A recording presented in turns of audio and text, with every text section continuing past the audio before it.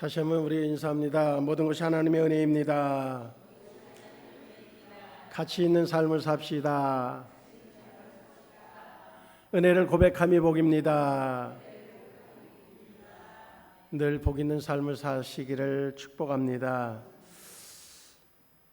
어느 시대를 막론하고 늘 어느 시점에서 대두되어지는 단어가 있어요. 그게 뭔가 하면 변화라고 하는 거예요. 변화. 그 변화라고 하는 단어는 어느 시대를 막론하고 필요한 단어인 것이 분명해요. 그런데 문제는 뭔가 하면 뭘 바꿔야 진정한 변화가 일어나고 변혁이 되어지고 개혁이 되어지겠느냐라고 하는 그런 테마에 있어서는 차이가 있어요. 그런데 실제적으로 이 세상의 변화는 뭐가 바뀌어야 세상이 바뀌는가 하면 사실은 사람이 바뀌어야 바뀌어요. 사람이 바뀐다고 하는 의미는 뭔가 리더십을 교체한다고 하는 의미도 있겠지만은 가장 중요한 건 그 사람의 마음이 바뀌어야 그래야 진정한 변화가 일어나거든요. 우리는 아무리 많은 그런 변화를 얘기해도 마음의 변화 없이는 안 돼요. 오늘 그래서 본문의 제목을 변화는 마음의 주인을 바꾸는 것입니다. 그렇게 붙였어요. 변화는 마음의 주인을 바꾸는 거예요. 마음이 변한다. 그런데 마음이 변한다고 하는 사실도 역시 좀 피상적일 수 있어요. 그래서 결국은 마음의 주인을 바꾸는 것이라고 하는 거죠. 그래서 오늘 우리가 예수를 믿는 것은 분명히 바뀐 거예요. 근데 그 실체가 뭐가 바뀌었느냐라고 하는 것에 있어서 우리는 늘 좀 피상적인 그런 모습을 개념을 가지고 있을 때가 있다는 거죠. 그래서 내가 바뀌었다, 내가 변했다, 내가 이제 새로운 피조물이 되어졌다. 그러면 그것의 진정한 의미는 뭘까라고 하는 것을 우리는 좀 정리할 필요가 있겠다, 그런 생각을 갖습니다. 제가 지난 주간에 읽은 책은 마음의 주인을 바꿔라 하는 김승묵이라고 하는 분이 쓴 책입니다. 근데 그 책의 부제가 뭔가 하면 마음까지 새롭게 되어 성숙의 열매를 맺는 삶, 그렇게 되어 있어요. 그래서 그 부분을 가지고, 그 테마를 가지고 제가 몇 번 좀 나눠서 할 생각을 가지고 있습니다. 우리가 성경 마태복음 19장을 보면 어떤 내용이 기록되어져 있는가 하면 부자 청년에 대한 이야기입니다. 예수님을 어느 청년이 찾아왔어요. 그런데 재산이 많은 청년이었어요. 그리고 나름대로는 성실하게 살았어요. 그리고 또한 나름대로는 그래도 신앙에 있어서도 역시 내가 정말로 다른 사람들 믿는다고 하는 그것, 교회 생활을 봐도 또 세상에서 삶에 있어서도 역시 나는 그래도 뭔가 뒤서지는 않을 정도로 그렇게 열심을 다했다라고 하는 자부심을 가지고 있는 사람이었어요. 그 청년이 와서 예수님 앞에 묻죠. 영생에 대한 문제를 이야기하고 묻고 있어요. 그때 예수님이 그에게 가장 기본적이 되어지는 10계명에 대한 이야기들을 쭉 묻죠. 그때 그는 다 지켰다는 겁니다. 그때 예수님이 그 청년을 보면서 한 가지 캐치한 게 있어요. 그게 뭔가 하면 그가 재산이 많아요. 근데 재산이 많다고 하는 것이 문제가 될 건 하나도 없어요.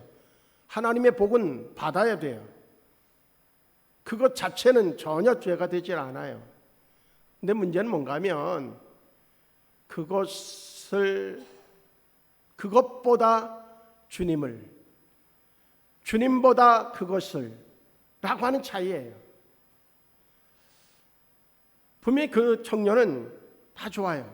그런데 그 쌓아놓은 물질을 너무 의지하고 있다고 하는 것을 발견하고 그것으로부터의 자기 어떤 자신감을 가지고 있다고 하는 것을 예수님은 아셨어요. 그래서 그 청년에게 얘기합니다. 네가 그것을 다 팔아서 가난한 자들에게 다 나누어주고 그러고 나에게 와라. 이 청년이 고민을 하고 돌아갔는데 돌아왔다는 얘기가 없어요. 그 얘기는 예수님이 보신 것이 맞는 얘기예요. 아, 그것을 의지했구나. 그것으로부터 그가 자신감이 생겼구나 라고 하는 겁니다. 그렇다고 해서 예수님이 지금 우리에게 있는 거 어쨌든 뭐 가진 게 많지 않아도 어쨌든 다 팔고 그러고선 그냥 와라, 그 얘기를 의도하시는 것은 아니에요. 중요한 거는 그것보다 주님을 이라고 하는 것과 또 하나는 그래서 언제든지 주어진 것을 가지고 정말로 무엇을 위하여서 내가 소비하느냐라고 하는 관점도 역시 우리는 중요하게 여겨야 된다고 하는 이야기를 해주고 있는 거예요. 지난 주간에 작은 아버님이 이제 그 하나님의 부르심을 받고 가셨어요. 뭐 누구든지 다 똑같은 것처럼 가실 때 아무것도 가져가는 것이 없어요. 손은 자 그 장에 장을 하는 그분들이 다 펴서 그래서 다 아무것도 없어요. 뭐 세상 사람들은 거기다 이렇게 돈도 넣어주기도 하지만 그거 가지고 노잣돈 하는 거 아니거든요. 아무것도 가져가는 것이 없어요. 우린 가지고 온 것이 없고 가지고 가는 것이 없어요. 그러면 우리의 생각은 좀 단촐할 필요가 있습니다. 주어져 있는 것들, 우리가 살아가는 순간순간 주어진 것들을 가지고 살아가면 돼요. 그런데 거기에서 하나의 물음으로 요청되어지는 건 뭔가 하면, 그래, 네가 갈 때도 아무것도 가져가는 것이 없이 또 올 때도 가지고 온 것이 없이 주어진 것으로 산다고 하면 너는 그 주어진 것을 가지고 무엇을 위해서 살 것이냐라고 하는 것에 대한 답이 우리에게 있어야 돼요. 예수님은 지금 그 청년에게 그걸 묻고 있는 거예요. 넌 무엇을 위해서, 그리고 그것을 의지할 것이 없는 거죠. 분명한 것은 하나님께서 우리를 보내셨고 우리에게 이 땅에서의 삶의 가치를 둘 수 있는 사명을 주셨다고 하는 것을 믿음의 사람들은 깨달아야 될 것이고, 얼마나 머물 것인지는 하나님에게 달려있고, 우리가 갈 때에는 또한 하나님 나라로 가야 돼요. 주어진 곳에 보낸 곳에서부터 출발되어서 이 땅에서 누렸다고 하면 이제 갈 때에는 또 고향으로 돌아가야 돼요. 해외여행을 하고 열심히 다니는데 너무너무나 좋은 거죠. 보는 것마다 야 신난다 뭐 이러다가 이제 돌아올 날이 됐는데 보니까 여권을 잊어버렸어요. 그러면 난감한 거죠. 낭패죠. 여권을 구입하지 못했다. 그러면 그 사람은 못 오는 거죠. 믿음은 그래서 중요한 거예요. 하나님이 보내셨어요. 하나님이 짓지 않았으면 어느 누구도 이 땅에 올 사람이 없어요. 이제 고향으로 돌아가야 돼요. 여권이 필요해요. 여권은 믿음이에요. 믿음 말고 다른 어떤 것 가지고서도 여건이 아니라 내가 1억을 내겠습니다. 아무 소용없어요. 한국에 못 들어와요. 천국에 못 들어간단 말이죠. 그 청년은 그 주인이 바뀌지 않으니까 그는 고민만 하고 돌아갔다는 얘기예요. 어느 이발 조합에서 대회를 열었어요. 이용사들이 얼마나 사회에 기여하는가를 홍보하기 위한 목적으로 대회를 열었어요. 그들이 그 모델을 누구로 할까 하다가 이제 어느 한 사람이 거리를 헤매고 있는 거린을 데려다가 그 추한 모습을 먼저 사진을 딱 찍고 다음에 목욕을 시켜서 말끔하게 이발을 시키고 그리고 새 옷으로 입혀가지고 전혀 다른 비포 애프터의 사진을 딱 찍어가지고 그리고선 그 밑에 타이틀을 이렇게 걸었어요. 새 사람으로 만드는 사람들. 그 새 사람으로 만드는 사람들이 누구라는 거죠? 이용사들이라는 거예요. 그래서 이용사 그 협회를 홍보하기 위한 그러한 이제 대회를 열었는데 어느 한 사람이 그렇게 딱 컨셉을 잡아서 했어요. 기가 막힌 거죠. 사람들이 딱 보는 순간 야, 이용사가 이런 거구나.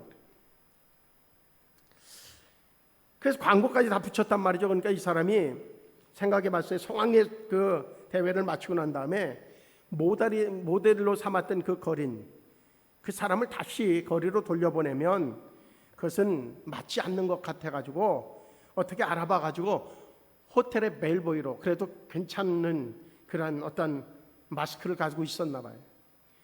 벨보이로 취직을 시켜줬어요. 근데 이 사람이 이제 출근하기로 약속한 날, 첫날도 안 와, 둘째 날도 안 와. 그래서 그 소개한 이용사에게 전화를 했어요. 지금 이 사람이 출근을 안 한다. 그러니까 이 사람이 이용사가 이 무슨 얘기냐. 그래서 열심히 막 찾아다녔어요. 그래서 옛날에 그 만났던 그 지역에 갔더니 어느 한 사람이 길에서 그냥 만취가 돼가지고 그냥 널브러져 있는데 가만히 얼굴을 보니까 그 친구인 거예요. 목욕을 시키고 이발을 시켜서 새 옷을 입혔다고 해서 그 사람이 새 사람이 되느냐? 겉이 바뀐다고 해서 새 사람이 되느냐?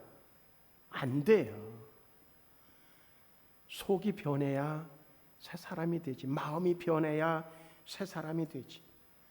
아무리 과학이 발달하고 교육 수준이 높고 인격적 수양을 쌓았다고 할지라도 인간의 본성이 변화되고 영혼이 새로워지지 않으면 아무리 외모를 가꾸어 놓아도 의미는 없다는 거예요.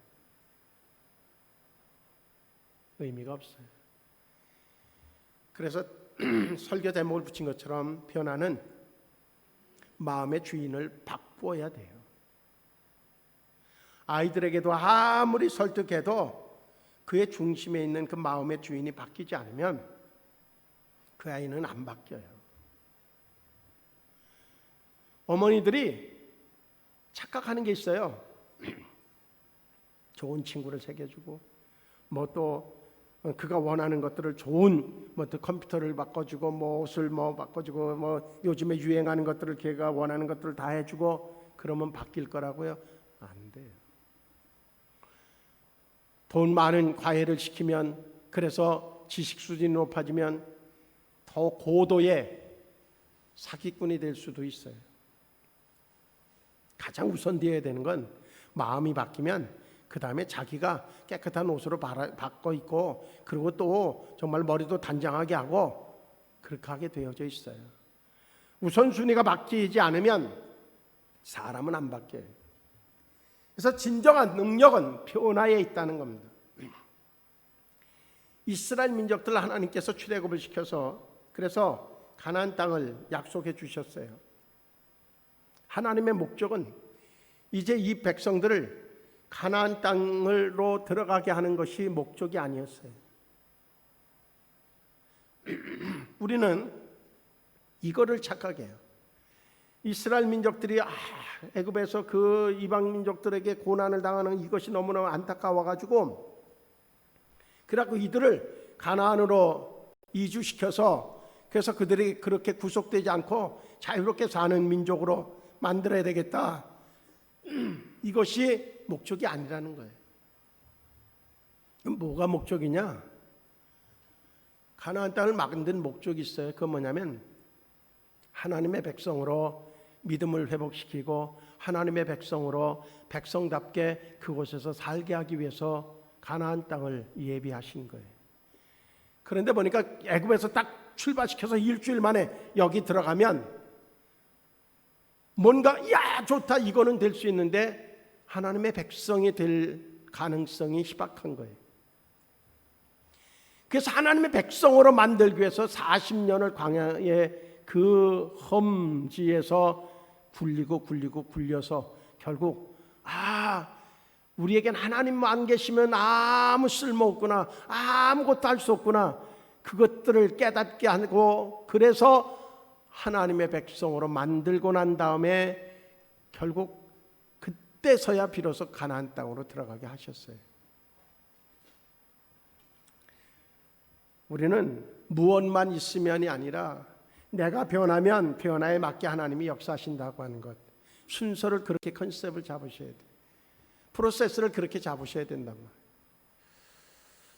근데 우리는 그렇게 되어지지 못하고 있는 것이 문제가 되어지죠. 그래서 진정한 변화는 내면에서부터 시작되어지고 마음의 변화가 그 시작점이라고 하는 것을 우리는 깊이 새겨야 되겠다 하는 겁니다. 그래서 첫째 물어야 되는 물음이 있습니다. 그건 뭐냐면 내 마음의 주인은 누구인가 하는 거예요. 지금 나의 마음의 주인은 누구인가? 누구라고 이야기할 수 있으세요? 진정한 변화는 거기서부터, 그 물음에서부터 출발되어져요. 지금 내 마음의 주인은 누군가? 주님이라고 자신 있게 고백할 수 있는 우리 생수 가족들 되어지기를 주의 이름으로 축복합니다. 내 마음의 주인이 누구냐는 거예요. 예수님과 종교인들로서의 바리새인과 사두개인들, 그들과 끊임없이 논쟁이 있어요. 그 논쟁에 그 지점은 뭔가 하면 자신들은 뭘 먹기 전에 손을 닦고, 그리고 또 뭘 이건 먹어야 되는 음식과 먹지 말아야 될 음식을 구별하고, 그래서 그것부터 하고 그러고선 먹었다는 거죠. 근데 예수님의 제자들은 가만히 보니까 배고프면 와서 손도 안 씻고 그러고선 그냥 집어먹는 거예요. 먹어야 될 것과 먹지 말아야 될 것도 구별하지 않고 그냥 집어먹어요. 그러니까 그게 이 바리새인들과 서기관들이 보기에 아주 눈에 가시처럼 여겨져요. 그래가지고 예수님 앞에 항의를 하죠. 이게 뭐하는 짓이냐? 당신들의 제자를 봐라. 지금 율례로 정해져 있는 것도 지키지 않는데 저들이 당신이 무슨 메시아고 당신의 제자들이 무슨 의미가 있느냐라고 도전을 해요. 그때 예수님이 그들을 바라보면서 헛웃음을 짓죠.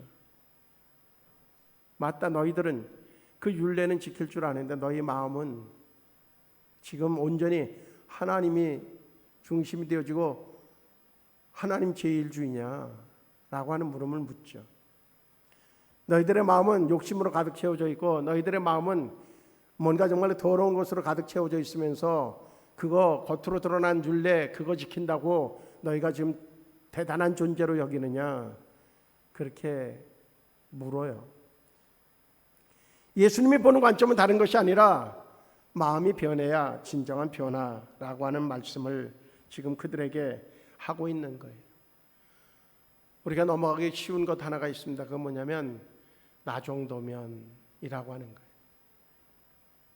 나 정도면, 그 얘기는 내 주인은 여전히 나인 거예요. 신앙생활하면서 우리는 가끔 그러잖아요. 나 정도면, 우리 교회에서 나 정도면. 지금 우리는 상당히 제한적인 인원이 되어졌죠. 그러다 보니까 더 쉽게 이렇게 비교할 수 있어요. 그래서 나 정도면, 그거는 착각이라는 거죠. 주인이 아직 안 바뀐 거예요. 그러면 어떤 마음으로 바뀌어야 되느냐?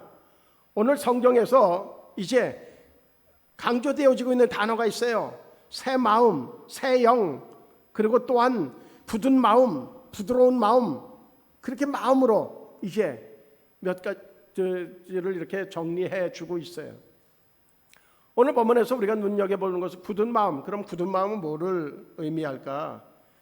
굳은 마음은 성경으로 여러 가지로 표현할 수 있지만 간단하게 보면 인색한 마음, 교만한 마음, 수용성이 없는 마음, 문제 원인을 다른 사람에게서 찾는 마음, 시기하는 마음, 질투하는 마음, 뭐 이런 것들이 굳은 마음으로 표현되어질 수 있겠다 하는 겁니다. 그리고 또 하나 오늘 본문에서 다른 마음은 뭐예요? 부드러운 마음으로 오늘 26절에서 이야기해 주고 있어요. 그러면 하나님이 주시는 부드러운 마음, 그 마음은 어떤 마음일까? 그 굳은 마음을 거꾸로 하면 되겠죠.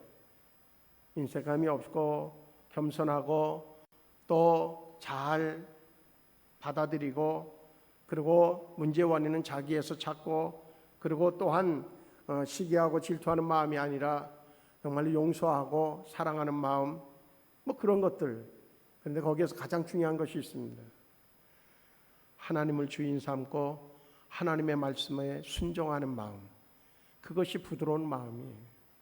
부드럽다 그래서 그냥 착해가지고 뭐 너도 좋고 나도 좋고 뭐 흥청 뭐 흐물흐물 그런 마음이 아니라 스폰지와 같아서 하나님의 말씀이 흡입되어지는 그것이 아주 쉬운 마음, 그것이 부드러운 마음, 주님이 주시는 새 영으로 주시는 그러한 새 마음이 바로 그러한 마음인 줄로 분명히 믿습니다. 오늘 본문의 말씀이 쓰여지게 되어진 배경이 뭐냐? 이스라엘 백성들이 바벨론으로 끌려간 상황에서 이 말씀이 쓰여졌거든요. 바벨론으로 끌려갔을 당시에 그들이 신앙에 열정이 없었느냐? 그렇지 않았어요. 그들이 그 당시에는요, 지금으로 얘기하면 성직자들이죠. 제사장들 이들이 숫자가 넘쳐났어요. 그리고 사람들이 번제물을 가지고 와서 제사를 드리느라고 성전이 아주 쉴 사이 없이 드나드는 사람들로 꽉 찼던 그 시절이었어요. 그 시절에 그들이 지금 바벨론으로 포로로 잡혀갔단 말이죠. 그리고 오늘 본문에서 지금 새 마음, 새 영, 부드러운 마음, 그것을 지금 이야기하고 계셔요. 겉으로 보기에는 아주 훌륭한 신앙의 모습으로 충분해 있어요. 그런데 하나님이 보시기에는 완전히 곁길로 가고 있다고 하는 생각을 가질 수밖에 없는 상황이라는 거죠. 저는 이 말씀을 이렇게 읽으면서 지금 우리 시대에 주시는 하나님의, 우리 한국 지형에 던지는 하나님의 메시지가 아닐까 하는 거죠. 교회들은 어마무시하게 화려해졌어요. 또한 목회자들이 차고 넘쳐요. 그러다 보니까 그 틈을 비집고 이단들이 자기도 역시 목회자다 그러고선 자기 이익을 챙기는데 뭐 사람들이 그 경계하기보다는 그냥 쉽게 받아들일 만큼 그렇게 종교성이 풍부해졌어요. 그런데 과연 하나님이 보시기에도 그럴까 하는 거죠. 하나님이 보시기에도 그럴까? 지금 바벨론의 포로로 잡혀가야 되는 시기가 아닐까? 그 얘기는 지금 적화통일 돼야 된다는 얘기가 아니에요. 이건 무슨 착각하면 안 돼요. 우리 목사님 이상한 얘기했다고 그러지 말아요. 진정으로 영적 회복, 그것이 절실하게 필요한 시기에 우리가 지금 놓여 있지 않느냐라고 하는 물음인 거죠. 이스라엘 백성들이 정말로 변하지 않고는 도저히, 그런데 그 변화를 주기 위한 계기로 하나님이 그들에게 바벨론 포로로 잡혀가게 하고 그들은 그 고통 속에서 비로소 자신들이 허물적으로 가지고 있는 그것들 다 벗고 그리고 하나님을 찾는 기회로 삼게 되어졌어요. 한국적 상황에도 여러 가지로 위기가 많이 있습니다. 그 위기가 우리가 믿음으로 하나님의 은혜로 돌아갈 수 있는 기회로 삼는다고 하면 우리에겐 큰 축복일 것입니다. 지금 한국 사회를 보면서 흥청망청할 그런 시점이 아닙니다. 누구를 탓했어도 안 됩니다. 가장 중요한 건 우리의 입장에서는 우리가 하나님 앞에 겉모습으로만 풍성하고 겉모습으로만 화려하고 중심은 하나님에게 향한 것이 아니라 인간에게 향해 있는 그러한 모습이 되어졌다고 하면 우리는 회개해야 될 것이고, 그렇게 해서 주인이 바뀌면 하나님은 우리 사회에 다시 정말로 평안함으로 허락해 주시는 은혜가 임하게 될 줄로 믿습니다. 이 에스겔서의 말씀을 이제 히브리서 기자는 바로 그렇게 새 마음으로 새로운 어떤 그 영으로 변화되질 때가 바로 지금의 때라고 여겨져서 히브리서를 기자는 그 히브리서 8장을 통해서 그렇게 기록해 놓고 있어요. 또 주께서 이르시되 그날 후에 내가 이스라엘 집과 맺은 언약을 이것이니 내 법을 그들의 생각에 두고 그들의 마음에 이것을 기록하리라. 나는 그들에게 하나님이 되고 그들은 내게 백성이 되리라. 그렇게 히브리서 8장 10절을 통해서 에스겔서를 인용해 주고 있습니다. 저도 역시 지금 우리에게 필요한 때가 지금이 바로 다시 복음으로 다시 믿음의 회복을 이루어서 하나님을 주인으로 삼는 그러한 기회가 지금이고 그때가 바로 지금이라고 하는 생각을 갖습니다. 우리는 CCC에서 이렇게 발간한 것들, 그리고 그 내비게이터나 이런 선교단체에서 발간한 그런 전도 문구를 보면 그림으로 나와진 것들이 있죠.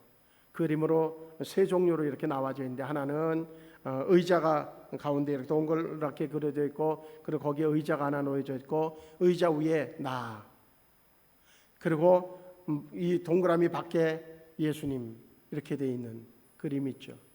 철저하게 내가 중심되어서 내 생각, 내 욕심, 내 의지, 내 지식, 이것으로 살아가는 사람. 또 하나는 이제 의자가 있고 거기에 예수님이 주인이 되고, 그리고 나는 그 옆에 이렇게 앉아서 밑에서 예수님을 바라보는 그 모습으로 그림이 되어져 있죠. 그것이 바로 새 사람이 되어진 그리스도인. 또 하나의 그림이 있어요. 그게 뭔가 하면 의자 위에 내가 있고, 그리고 예수님이 저 밑에서 이렇게 한쪽 구덩이에 계신 세상적 그리스도인의 모습이 있어요. 과연 나는 지금 아주 정말 솔직하게 본다고 하면 나는 어느 그림에 속한 자인가 하는 것들을 우리가 점검하면서 결국은 나는 누구에게 순종하는가? 나는 지금 누구에게 순종하는가? 그것이 우리에게 최종적인 물음의 답이 되어야 된다고 하는 겁니다. 로마서 6장 16절 보면 너희 자신을 종으로 내주어 누구에게 순종하든지 그 순종함을 받는 자의 종이 되는 줄을 너희가 알지 못하느냐? 혹은 죄의 종으로 사망에 이르고 혹은 순종의 종으로 의에 이르느니라. 그렇게 말씀해 주고 있어요. 그런가 하면 육신을 따르는 자는 육신의 일을, 영을 따르는 자는 영의 일을 생각하나니 육신의 생각은 사망이요 영의 생각은 생명과 평안이니라. 그렇게 로마서를 통해서 8장을 통해서 말씀해 주고 있어요. 이제 우리는 나는 누구의 말씀 앞에 순종하는 자인가? 누구에게 순종하는 자인가? 결과적으로 볼 때 마음의 주인이 확실하게 바뀐 존재인가? 라고 하는 거죠. 그것을 우리가 쉽게 알아볼 수 있는 방법은 자기 의에 아직도 충만해 있다고 하면 아직 안 바뀐 거예요. 이제 우리의 마음을 바꿔야 될 시점이 왔어요. 그분이 내 마음속에서 명령하는 대로 내가 순종하는 삶이 되어질 때에 우리는 그때서야 진정한 평안을 느낄 것입니다. 지난 주간에 이렇게 죽음을 만나면서 저희 작은아버님이 정치를 좀 하셨어요. 그래서 군 의장을 지내시고 그 덕적 시골에서는 어디 가든지 의장님 그러셔요. 거기에는 공도 있지만 과도 있어요. 근데 사람이 그래요. 옆에서 누가 뭐라고 불러주느냐에 따라서 자기 존재감을 거기서, 정체성을 거기서 찾거든요. 거기서. 근데 그대로 그냥 가시면 참 많은 후회할 수 있는, 그리고 가까운 데 있는 특히 이제 자녀들이 볼 때도 역시 아버지에 대해서 좋게 또 나쁘게 평가할 수 있거든요. 참 염려스럽기도 했어요. 사회적으로는 그랬어도 장례식을 하는데 어쨌든 인천 내에 있는 국회의원들 조기는 다 왔더라고. 여기 뭐 한 사람 빠지고 어쨌든 다 온 것 같아. 저게 뭐가 그렇게 중요할까? 근데 다행스러운 것이 있었어요. 정말 감사한 것이 있었어요. 이제 급하게 인천의료원에 이제 급하게 오셨다고 안 좋다고 그렇게 연락을 밤 12시 반에 받고 그래서 달려갔어요. 달려가면서 무엇을 생각했는가 하면 내가 마지막으로 줄 수 있는 게 뭘까? 그래서 우리 내 사무실에 있는 성경에 있는 그러한 책 속에서 또한 이제 사무실에 있는 것들 중에 우리 말씀 카드들을 뽑아가지고 갔어요. 우선적으로는 가서 기도하면서 신앙을 다시 점검을 했어요. 근데 저는 몰랐어요. 사실은 집사였었다고 하는 걸 몰랐어요. 그러니까 집사였어요. 그래서 말씀으로 다시 영접하고 그리고 다시 확인하고 말씀 카드를 매일 읽도록 그렇게 알려줬고, 근데 그 과정에 뭐 길지 않은 시간인데 그때에 기도해드리고 그리고 그 다음에 찾아갔을 때는 얼굴이 확 폈어요. 아, 주인이 바뀌었구나. 이제 확실하게 주인이 바뀌었구나. 마지막에 가실 때도 이제 또 연락이 왔어요. 그래서 밤에 12시 반에 또 그게 왔군요. 그래서 가서 마지막으로 손을 잡고 기도를 하는데 툭 하고 떨어져요. 나는 못 봤는데 자녀들이 보니까 그 순간 그 저기에서 뭐 줄이 쫙 사망자 저갈 때 줄이 쫙 일직선으로 가잖아요. 그렇게 2번을 했다는 거예요. 그리고 한 3시간 정도 돼서 제가 사촌들한테 그래서 나 새벽 예배 드리러 가야 되니까 5시 넘기기는 어려울 거다. 근데 또 왔는데 4시 40분에 전화가 왔어요.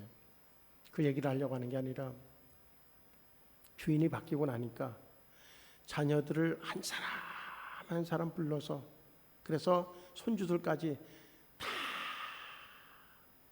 유언을 하는데 그 유언이 정말로 모두가 야 이렇게 가야 되는구나 뭐 그럴 수 있는, 그래서 그것으로 인해서 조금 서운했던 자녀들까지도 싹 다 이제 화목해지어지는 그러한 너무나 아름다운 그런 마무리를 했어요. 제가 드리려고 하는 말씀은 마음의 주인이 바뀌어야 그래야 주변도 바꿔 놓을 수 있다는 거예요. 그리고 하나님께서 그럴 수 있는 여건도 하나님이 만들어 주시는 거예요. 아무쪼록 우리의 삶 속에 매 순간마다 점검해야 되는 것은 어떤 상황에 도달했을 때에 점검해야 되는 것은 내 주인은 나에게 뭐라고 말씀하실까? 어떻게 해야 된다고 이야기하실까? 그것을 생각하고 그리고 그 다음을 태도를 취한다고 하면 우리에게는 정말 하나님 앞에 갈 때에 우리는 빈손으로 가는 자들이 아닙니다. 제가 장례식 때마다 얘기하죠. 빈손으로 가는 사람이 아니에요. 영원한 생명을 가지고 가죠. 구원의 역사를 얻는 그리고 상급을 가지고 가죠. 하나님의 칭찬을 가지고 간단 말이죠. 그것만큼 보배로운 것이 없습니다. 그러기 위해서 오늘 이 시간에 혹시 아직도 내 마음의 의자에 내가 있는 이가 있다고 하면 바꾸십시오. 그러면 평안해집니다. 그러면 우리의 삶을 보는 눈이 달라집니다. 우리 모두가 믿음으로 승리하고 하나님의 영광을 드러내는 삶으로 마칠 수 있는 우리 모두가 되어지기를 주의 이름으로 축복하면서 말씀을 나눴습니다. 기도하시겠습니다. 좋으신 하나님, 하나님의 인도하심이 우리에게 있고 또한 하나님의 인도하심을 우리가 구하는 자들이지만 순간순간마다 내 마음의 주인이 바뀌지 않아서 여전히 그저 고백은 주님 안에 있는 새로운 피조물 같으나 우리의 행위는 여전히 세상 사람들과 다를 바가 없는 모습을 가질 때가 있음을 고백합니다. 물론 최소한 마귀에게 조종당하는 자는 아니다 할지라도 여전히 내가 주인 되어져서 내 뜻대로 행하는 자들이 되어질 때 있습니다. 이제 주인 바뀌는 자가 되어져서 오직 주의 뜻을 이루는 자들로 축복하여 주시옵소서. 예수님의 이름으로 기도하옵나이다. 아멘.